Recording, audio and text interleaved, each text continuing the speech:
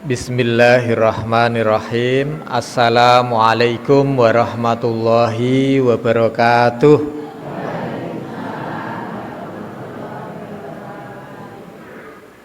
Lawang suli nggih.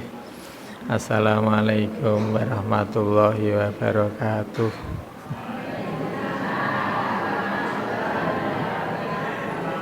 Jenengan poso kula nggih poso. Assalamualaikum warahmatullahi wabarakatuh.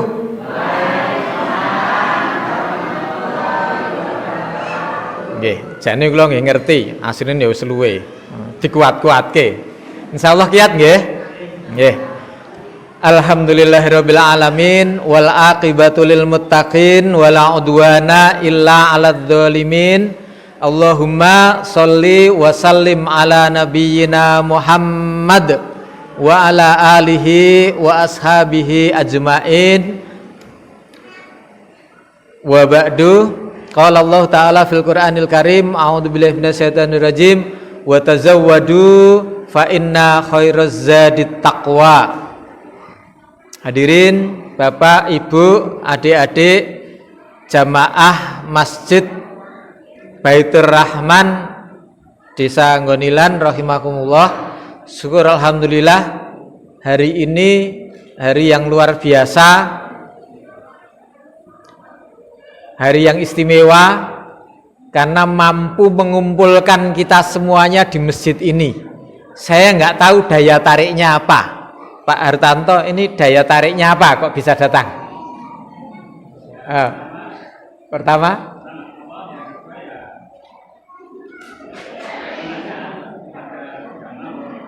oh iya, satu karena Allah, niat ikhlas karena Allah. Yang kedua karena undangan, antusiasme hadir. Sekarang jamaah semuanya, kenapa kok hari ini hadir?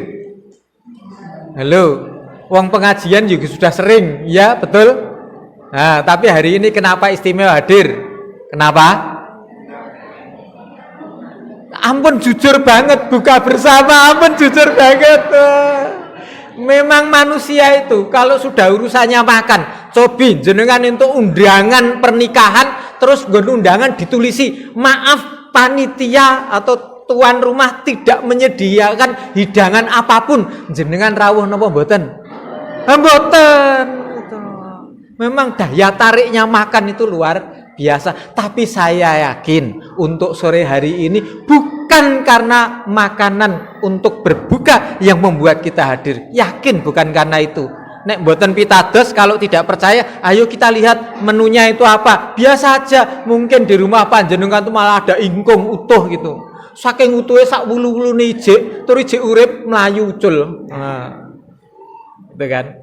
Tapi kalau di rumah itu saya yakin menunya lebih banyak, lebih warna-warni. Bukan karena menunya, tetapi karena kebersamaan ini, karena niat kita bahwa saya tahu duit yang dipakai untuk menyiapkan berbuka ini bukan duit satu orang. Ya leres Pak. Bukan duit satu orang, tapi itu duit dari kita semuanya. Ya leres. Duit kita semuanya. Dan kenapa duitnya dipakai untuk berbuka seperti ini? Nah, ini yang menarik. Bahwa Rasulullah sudah ngendikaaken, sudah memberikan arahan, tuntunan yang sangat baik. Man fattara shaiman, orang kalau memberi berbuka kepada orang yang berpuasa, maka falahu ajruhu, dia mendapatkan pahala, wa ajru shaim, dan dia mendapatkan pahala si yang berpuasa, yang dikasih makan tadi. Jenengan itu berapapun masukkan ke kotak infak itu, saya yakin ada yang 100.000, ada yang 50.000, ada yang 10, 20, ada yang 5.000, ada yang klutik 500 perak. Yang 500 perak itu ketemunya dalam menu masakan ini dapat garam, uyah. Dan kemudian masuk dalam masakan itu karena ada uyahnya, maka kemudian menjadi enak. Dan kita mendapatkan pahala semuanya. Bu, Pak, yang 500 perak itu mendapatkan pahalanya itu sejumlah orang yang ikut berbuka puasa hari ini. Itu rumusnya. Jadi panjenengan tadi saya duduk di sana, itu kemudian sudah dapat snack itu. Nah, samping saya Pak Ali itu datang belakangan belum dapat. Saya tahu panitia mesti akan ngasih, tapi tak disisik no, nggonku tak kek disik. Itu milik saya, wong sudah dikasihkan ke saya. Tapi saya kasihkan ke Pak Ali. Loh untuk apa? Dengan begitu saya sudah memberi berbuka untuk Pak Ali. Ya ngoten. Mungkin jenengan nek enten sing rawuh melih, ampun kedisian panitia jenengan disiki nggih jenengan nggih. Ngoten nggih. Ngoten niki. Leres, betul. Wis. Leres. Niku waos kenggen kula lho, Pak.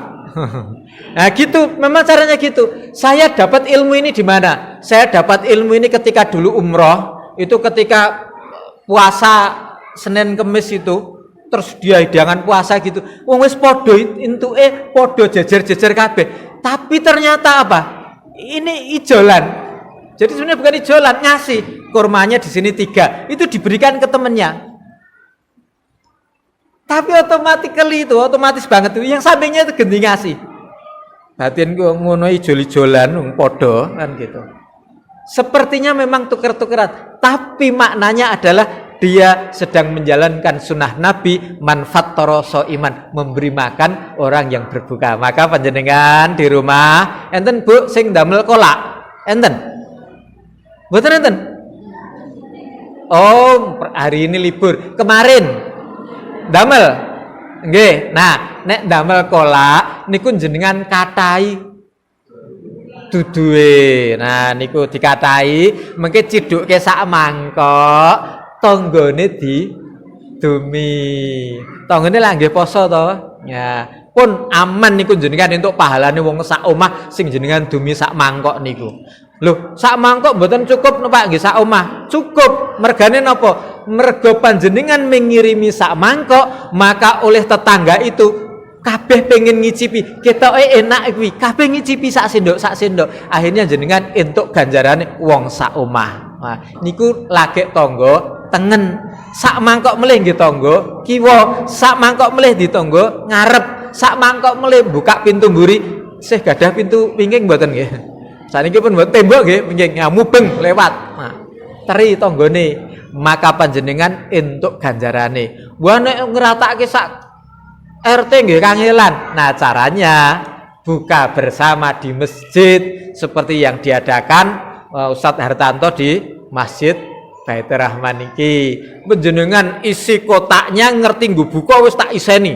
Wis sak yuta wis. Nah ngoten, diseni wis dokai mawon. Karena apa? Kita dapatkan pahala segini banyaknya orang. Maka saya usul kepada Pak Hartanto, pada takmir masjid, buka bersamanya tidak hanya 1 kali, Pak. Wah.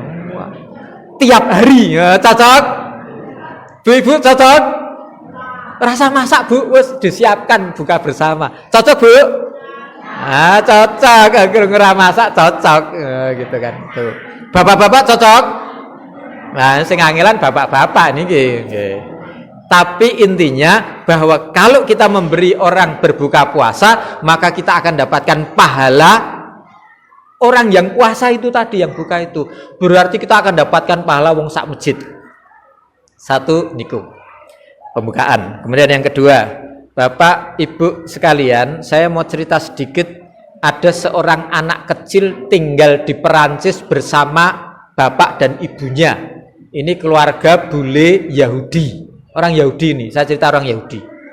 Tinggal di apartemen 20 lantai. Nah, dia nggak tahu di lantai keberapa atas. Ini si anak kecil namanya Jad. Zat ini setiap pagi sebelum berangkat sekolah belanja dulu turun. Nah di bawah itu ada, di lantai 1 ada toko, ada kedai itu, warung. Itu miliknya orang Turki, namanya Ammo Ibrahim.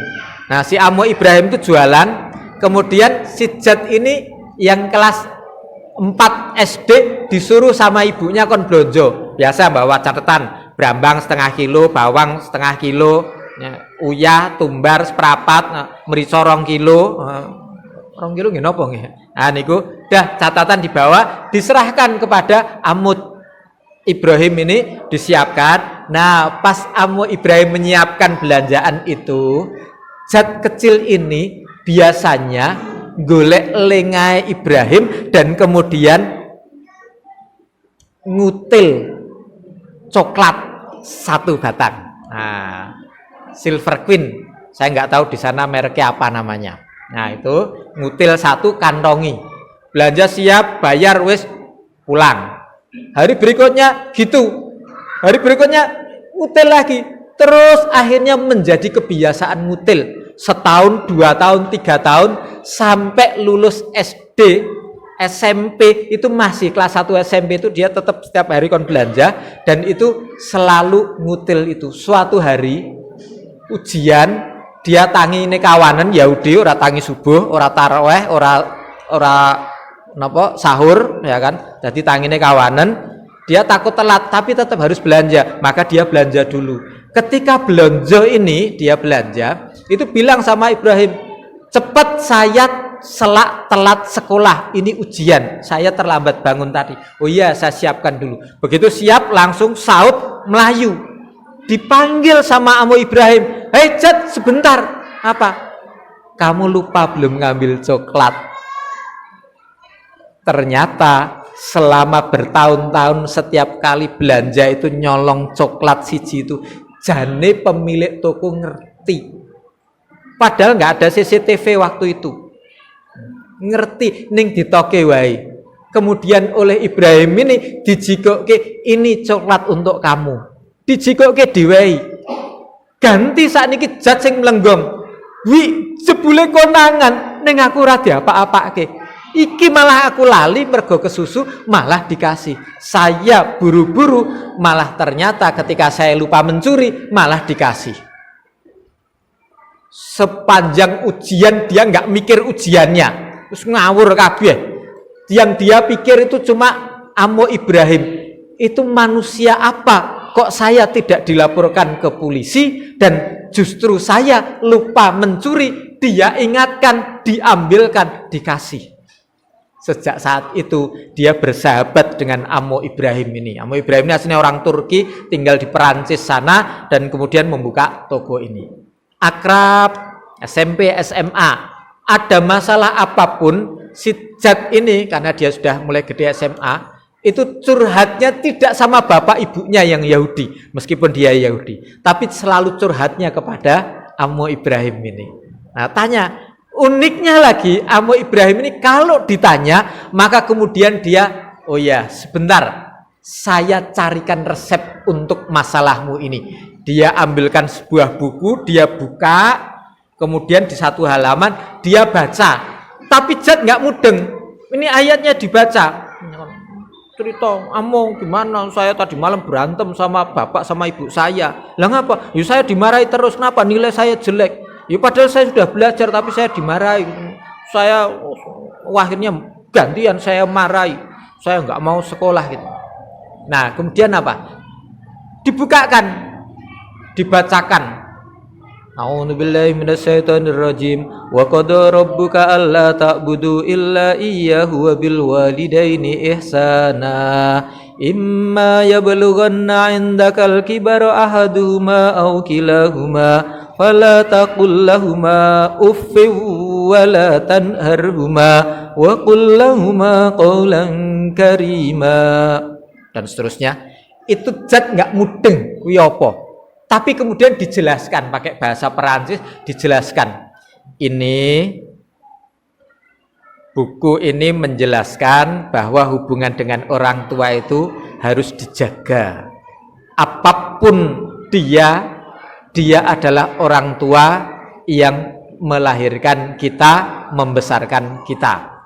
Bahkan di kitab ini disebutkan muni rodok banter, luwih banter tinimbang wong tua wae ora oleh. Berbicara dengan suara yang lebih tinggi daripada orang tua tidak boleh, apalagi ucapan-ucapan dan seterusnya kepada orang tua itu tidak diperbolehkan. Lain hari permasalahan baru sampai kemudian lulus SMA, kuliah. Dia kuliah di luar kota jauh, maka dia pulangnya belum tentu sebulan sekali, tapi setiap pulang pasti ketemu dengan Ammo Ibrahim ini karena ada persoalan-persoalan dan kemudian ditanyakan.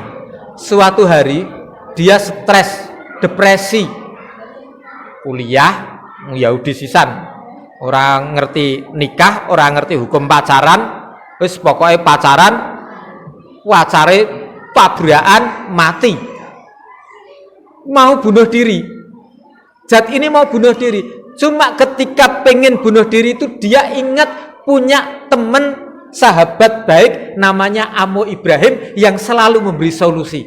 Saya belum tahu apakah sesetres ini Ammo Ibrahim masih mampu memberi solusi untuk urusan saya ini. Maka kemudian Zat ini pulang dari kosnya, pulang untuk ketemu dengan Ammo Ibrahim. Dia tidak naik dulu ke apartemennya, dia langsung ke kedai itu, kemudian dia nyari Ibrahim. Ammo Ibrahim itu yang keluar keponakannya. Mana Ammo Ibrahim? Diganti ditanya, siapa kamu? Saya Zat di apartemen lantai 15. Saya temannya Ammo Ibrahim. Saya biasa belanja di sini. Saya butuh ketemu sama dia. Keponakannya jawab, Ammo Ibrahim meninggal 1 bulan yang lalu. Sedih betul, terpukul banget ini si Zat. Dia sudah pengen bunuh diri, sekarang dia bisa menahan untuk tidak bunuh diri, mau ketemu Ammo Ibrahimnya sudah meninggal. Muncul lagi niatan untuk bunuh diri. Tapi kemudian keponakannya itu bilang, tapi sebelum meninggal dia menitipkan sesuatu untuk kamu. Masuk, diambil, kemudian buku yang biasa dibukakan itu dikasihkan. Ini titipan Ammo Ibrahim untuk kamu. Katanya nanti kalau ada anak muda namanya Zat datang ke sini, sampaikan salam saya dan kemudian berikan buku ini. Buku ini akan menjawab semua persoalan yang dihadapi. Ganti sekarang Zat bingung, orang mudeng, maca ya ora iso. Buku itu adalah Al-Qur'an. Dia orang Yahudi. Sampai kuliah dia nggak tahu ini bahasa Arab, juga tidak tahu. Tapi karena selama ini selalu semua persoalannya itu selesai, maka kemudian dia tekad, saya akan belajar tentang ini. Masih Yahudi, tapi dia pelajari.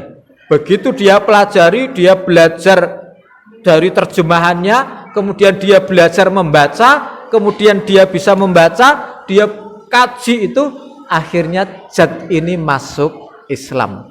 Tidak jadi bunuh diri, dia masuk Islam, kemudian dia menghafalkan Al-Quran, hafal 30 juz. Muslim, hafal 30 juz, jadi da'i. Dia kemudian ke Afrika, mendakwahkan Islam di Afrika, orang Perancis ini, mendakwahkan di Afrika sana, bule, Muslim, mantan Yahudi, hafal Al-Quran 30 juz, ke Afrika, dakwah, mendakwahkan Islam. Apa yang terjadi? Orang yang masuk Islam bersyahadat lewat Zat yang berganti nama Zadullah ini, setelah masuk Islam ganti nama Zadullah, itu jumlahnya mencapai angka lebih dari 1 juta orang. Orang Yahudi. Saya cuma mau ngasih catatannya. Kenapa kok bisa begitu? 2 orang ini sama-sama spesial. Satu, Zadullah ini yang orang Yahudi tapi mau belajar Al-Quran, dan kemudian dia hebat ketika dia hafal Al-Quran dan kemudian dia pegang teguh Al-Qurannya itu sampai mampu mengislamkan 1 juta orang. Yang kedua, Ammo Ibrahim. Ammo Ibrahim cuma penjaga warung, dodol sayur, dodol brambang bawang.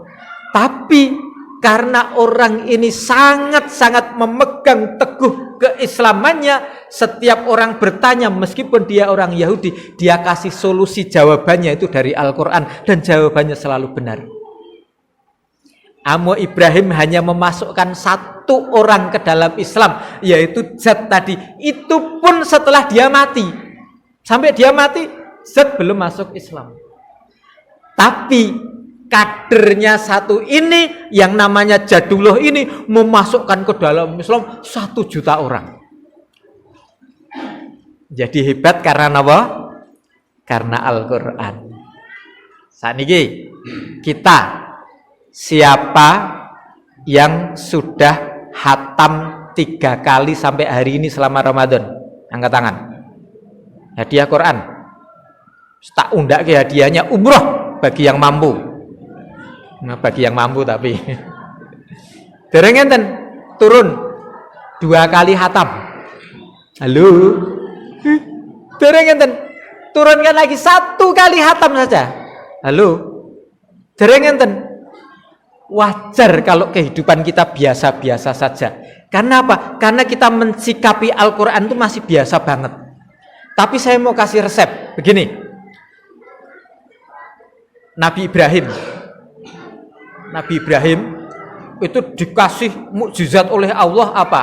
Ya narukuni bardan wasalaman ala Ibrahim. Api itu kalau nemui Nabi Ibrahim, itu apinya menjadi dingin. Didumuk itu tidak panasan. Padahal api itu yang disediakan itu tumpukan kayu seluas lapangan tinggi, dan kemudian api itu ketika dinyalakan itu selama 40 hari 40 malam tidak padam. Ibrahim diikat, dicemplungke di situ, dibakar selama 40 hari 40 malam, dia tidak terbakar, dan bahkan api itu bagi Ibrahim menjadi dingin sejuk. Is kaya masjid dikai AC. Kayak kipas angin wis ora sumuk apa dikai AC. Wah, seger tenan. Saya itu masjid saya di Nurul Hidayah.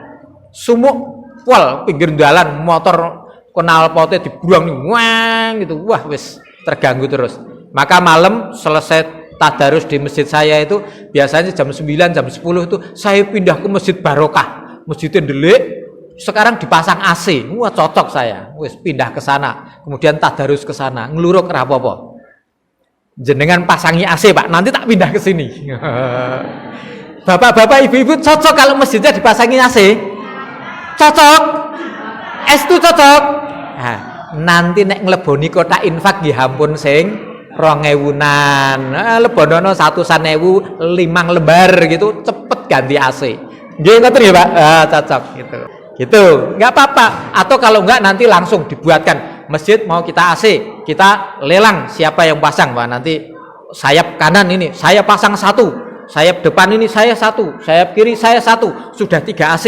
Ibu-ibu utara 1, sini 1, wah 5 AC langsung dipasang. Adem, mantep, cocok.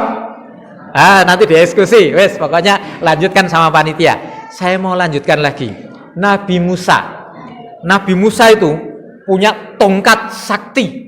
Tongkatnya ini ngadepi Fir'aun yang membawa sekian banyak tukang sihir. Semua ada ranting, ada kayu, ada tali, dilemparkan semuanya, ada surban gini dilemparkan, jadi ular semua.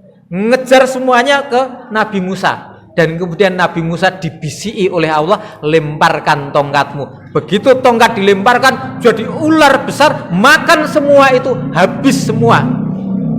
Buntutnya dicekel, sudah jadi tongkat lagi. Maka kalau bapak-bapak ini, kalau pengen sekti Pak, saya kasih resepnya. Segera, mulai nanti malam, ayo kita berburu tongkatnya Nabi Musa. Kira-kira, kinten-kinten, ketemu apa tidak? Masih ada enggak?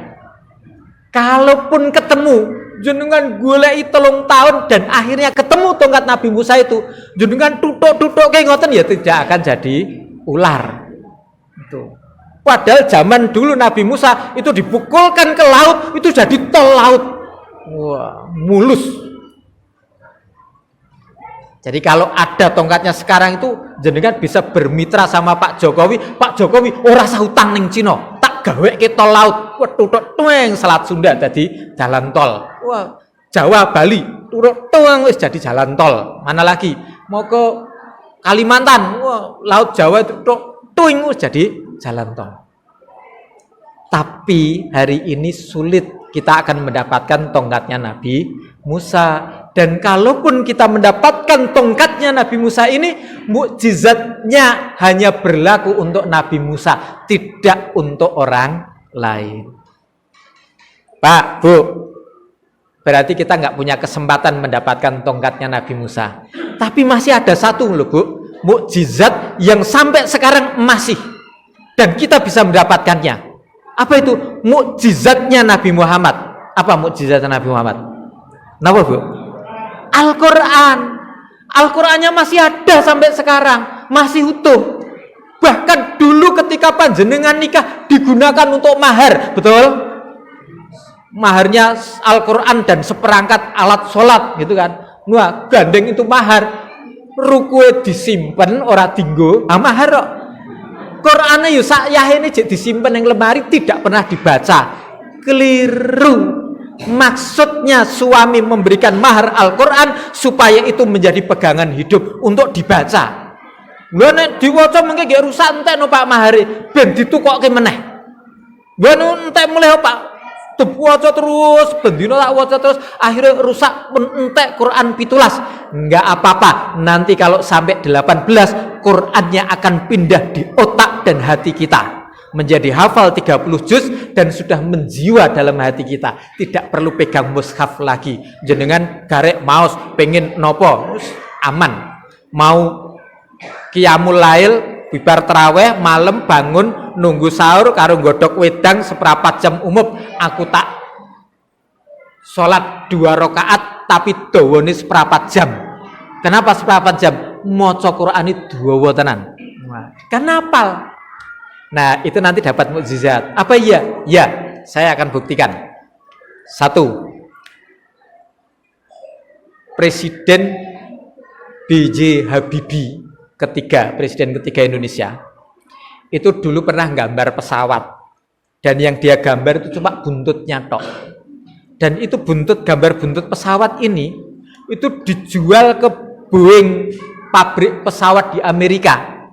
Maka kemudian dia dapat royalti setiap Boeing ini membuat pesawat dan buntutnya itu menggunakan konsep yang dibuat oleh Habibie, maka Habibie dapat royaltinya, bayar ke Habibie.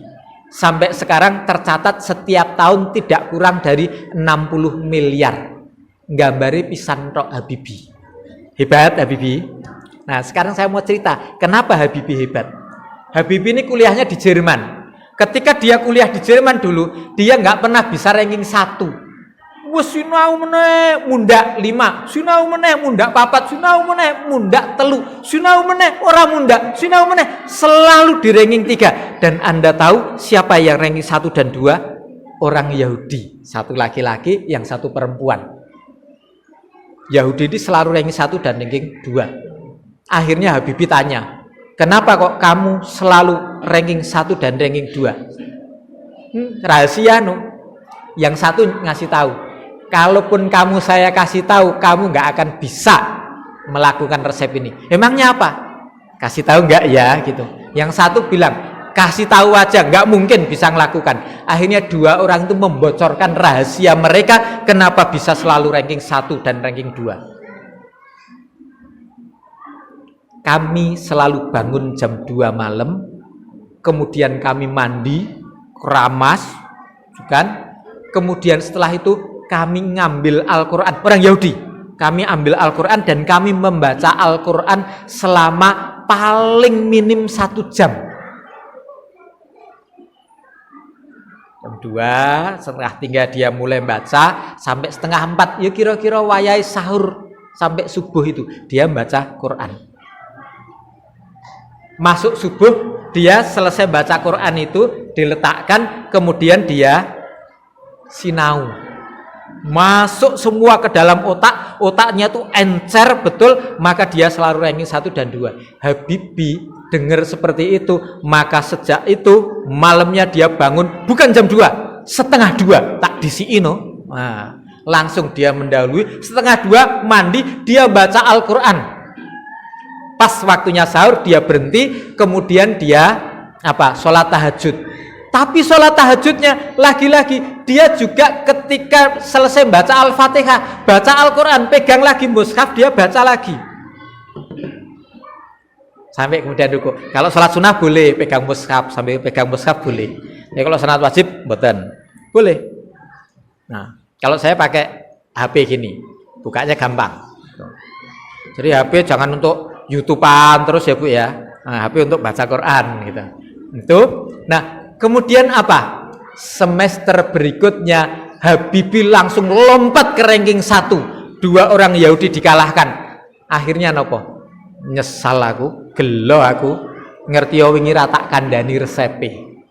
Nah, sekarang resepnya si Yahudi itu sudah diadopsi oleh Habibie dan Habibie menjadi orang terhebat di dunia dalam urusan pesawat. Buntut tok laku segitu. Setiap tahun sampai hari ini Habibinya sudah meninggal, duitnya masih mengalir terus. Resep itu ternyata sekarang bocor kepada kita semuanya. Semua yang hadir ikut bukber ini mendapatkan bocoran resep itu. Kalau mau mulia, kalau mau menjadi orang hebat, kalau pengen sukses, nemplok Al-Quran, tempelkan Al-Quran dalam diri kita, maka kita akan menjadi orang super, akan menjadi orang hebat.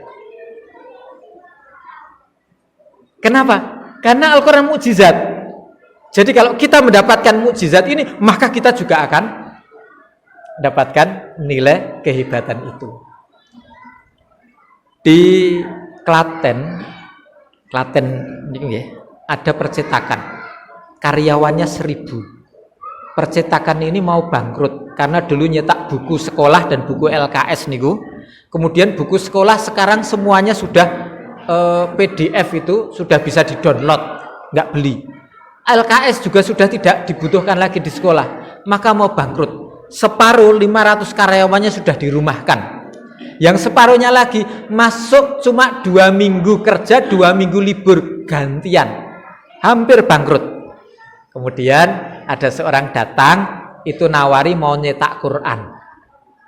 Untuk order dalam keadaan percetakannya mulai arep bangkrut, untuk order nyetak Quran padahal dheweke wong Katolik. Tak tompo aku Katolik, ora tak tompo iki urusane duit. Bingung dia. Tompo ora, tompo ora. Akhirnya apa? Dia mencari fatwa, minta fatwa. Tak takok koncoku. Datang ke rumah temennya yang Katolik. Sampai depan rumah, nggak jadi masuk dia, pulang lagi. Ngopo? Lah nek aku takoni ning Katolik mesti jawabannya ojo. Ora oleh engko. Ah bingung, dia tanya ke kiai. Nah, tanya ke kiai jawabannya oleh. Oh nggak apa-apa. Wong kamu itu judulnya nyari duit. Kamu juga nggak tahu. Wah, cocok ini. Neng, jangan lupa kamu bacalah bismillah. Karena urusannya duit. Wong Katolik kon muni bismillah, ikut bismillah. Dilengkapi sih. Saya nggak paham, diajari Bismillahirrahmanirrahim. Maka dia ikuti Bismillahirrahmanirrahim. Meskipun dia sambil pulang tuh urusan bismillah apa yang penting aku untuk duit kan gitu. Meskipun gitu. Maka dia kemudian order cetak Quran itu dia terima 10.000 eksemplar 1 bulan. Ternyata bulan berikutnya naik 20.000, naik lagi 25.000, naik lagi 50.000, naik sampai puncaknya 1 bulan itu pernah ada permintaan 100.000 eksemplar. Seluruh karyawannya dipanggil lagi, 1000 kerja semuanya, percetakan itu akhirnya sugih lagi. Ini orang Katolik menyetak Quran, tidak juga beriman, tapi karena ketemploan Al-Quran dia itu dapat barokah duitnya. Pak, Bu, kita ini muslim, bahkan sudah lama menjadi muslim, ngerti Quran itu mukjizat, tapi karena kita itu nggak pernah ketemploan Quran, nek perlu malah didodohke ya, mahar disimpen sak pole ya. Maka kita nggak pernah mendapatkan anugerah dan karunia nikmatnya Al-Quran. Maka mumpung hari ini kita dapat hari baik, kita ketemu dengan berkumpul bersama untuk berbuka bersama, ayo kita ikrarkan bahwa saya akan mendapatkan mukjizatnya Al-Quran dengan cara akrab dengan Al-Quran. Saya mau templokkan Al-Quran itu ke dalam diri saya, baik otak maupun hati saya. Isi hati ini dengan Al-Quran, pegang Qurannya, tadarus. Malam ada tadarus Pak, di masjid ada nggih. Nah Bu, ibu-ibu tadarus juga malam ada nggih. Yang belum tadarus nanti ikut tadarus. Bapak-bapak pokoknya nanti malam ikut tadarus. Saya dinas malam mau Pak. Kalau gitu sisihkan duitnya, kasihkan ibu-ibu yang tidak tadarus itu kon gorengke tahu. Wah, Nanti Bu malam goreng tahu, pulang tarawih pulang goreng tahu, 2 piring gitu, antarkan 1 piring untuk bapak-bapak yang tadarus, 1 piring untuk ibu-ibu yang tadarus. Yang tadarus cocok diberi tahu goreng. Oh cocok Bu. Nah, jadi kan itu ganjaran nih. Gitu, pokoknya kita lomba untuk selalu mendekat kepada Al-Quran. Kalau belum bisa tadarusnya, belum bisa akrab dengan Al-Qurannya, dukung orang yang tadarus itu. Jangan dilokke, wengi-wengi malah marahi raiso turu wae. Jangan dilokke gitu. Dukung mereka. Wis, kalau perlu, wah aku ora sempat goreng tahu ya ora sempat. Ada bakso lewat, panggil. Borong, wong pira to sing tadarus? 10. Mas, gawene 10. Iki tak bayar sik, engko kekno kabeh sing tadarus. Gitu, sempatkan, berikan, supportkan pada mereka. Jenengan dapat ganjarannya. Itu cara mendekat kepada Al-Qur'an. Siap, Bu? Siap. Sing siap nih mesti sing gawene tadarus. Engko bengi arep entuk kiriman tahu. Nggih, saiki gantian. Bu, jenengan sing gawene ora tadarus, siap ngeteri tahu goreng? Oh, sing ora muni iki berarti pelit. Wah, tak baleni meneh. Siap gorengke tahu apa tempe apa bakwan? Siap, alhamdulillah. Wes, ini menjadi ikrar bersama. Mulai malam hari ini kita akan akrab dengan Al-Qur'an sehingga hidup kita nanti menjadi menyatu dengan Al-Qur'an dan hidup penuh dengan mukjizat. Allahumma amin. Mudah-mudahan yang sedikit ini memberikan manfaat, menyemangati kita, dan mari kita mulai untuk akrab dengan Al-Qur'an. Di surat Al-Isra akhir itu disebutkan, Inna Qur'anal fajri kana mashuda. Silahkan kapanpun baca Al-Quran, tapi ada saat yang paling istimewa untuk membaca Al-Quran, yaitu di waktu fajar, wayai sahur, ngenteni godhok wedang ngurung mateng, itu buka Al-Quran. Walaupun cuma sebentar bacakan, karena ketika membaca Al-Quran di waktu fajar itu disaksikan oleh para malaikat, dan para malaikat itu besok di akhirat akan menjadi saksi. Betul wahai Allah, ya Allah, bahwa hambamu yang ini saya sering mendengarkan dia membaca Al-Quran di waktu fajar. Mudah-mudahan kita akan diselamatkan baik dalam kehidupan dunia ini maupun akhirat kelak, karena kita akrab, hidup cinta dengan Al-Quran. Allahumma amin. Mohon maaf segala kekurangan. Billahi taufik wal hidayah. Wassalamualaikum warahmatullahi ta'ala wabarakatuh.